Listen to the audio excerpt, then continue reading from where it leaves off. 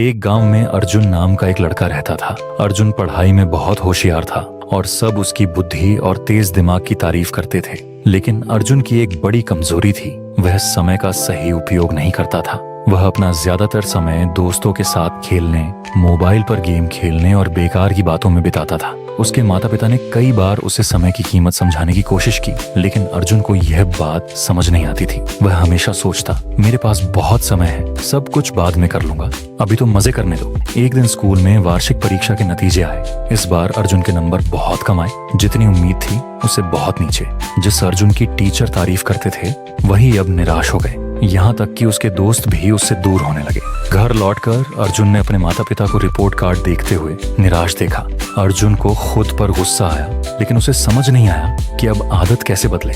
उस रात अर्जुन अपने दादाजी के पास गया, जो सबसे समझदार और सम्मानित बुजुर्ग थे। दादाजी के पास बैठकर अर्जुन ने अपनी परेशानी बताई और कहा, दादाजी, मैं समझ नहीं पा रहा कि मैं इस बार फेल कैसे हो गया, जबकि मैं एक अच्छा छात्र हूँ। दादाजी मुस्कुराए और बोले, बेटा, समस्या यह नहीं कि तुम अच्छे छात्र नहीं हो, समस्या यह है कि तुमने समय को हल्के में लिया। समय बहुत कीमती होता है, अगर इसका सही उपयोग करो तो सफलता मिलती है, और अगर इसे बर्बाद करो तो ये पीछे खींच लेता है। अर्जुन ने हैरानी से पूछा, लेकिन दादाजी, समय तो हमेशा होता है ना, मैं बाद में भी सब कर सकता हूँ। दादाजी गंभीर होकर बोले, नहीं बेटा, समय नदी के बहते पानी जैसा है, जो बह गया वो कभी वापस नहीं आता।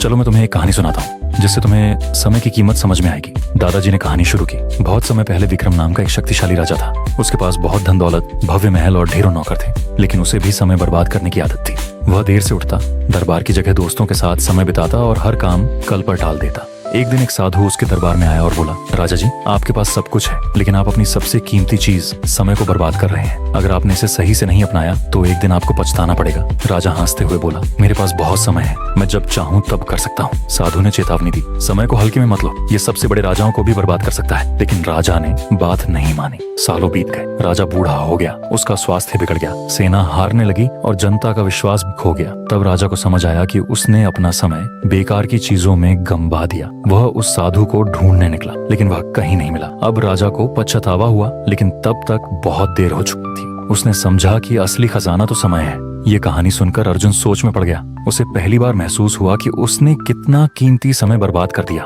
उसने पूछा, दादाजी, क्या मैं अब भी अपना जीवन बदल सकता हूँ? दादाजी मुस्कुराकर बोले, बिल्कुल बेटा, समय का चक्कर कभी रुकता नहीं। अगर आज से तुम समय का सही उपयोग करना शुरू करो तो तुम्हें सफल होने से कोई नहीं रोक सकता। लेकिन याद रखना, जो काम आज कर सकते हो उसे कल पर मत टालो। उस दिन के बाद अर्जुन ने संकल्प लिया कि वह समय का सही उपयोग करेगा। उसने एक दिनचर्या बनाई, हर काम के लिए समय तय किया। वह सुबह जल्दी उठने लगा, पढ़ाई पर ध्यान देने लगा और व्यर्थ की बातों से दूर रहने लगा। धीरे धीरे उसके मेहनत के अच्छे नतीजे आने लगे। अगली परीक्षा में वह क्लास में प्रथम आया। फिर वह एक सफल व्यवसायी बना और अपनी जीवन शैली से सबको प्रेरित किया।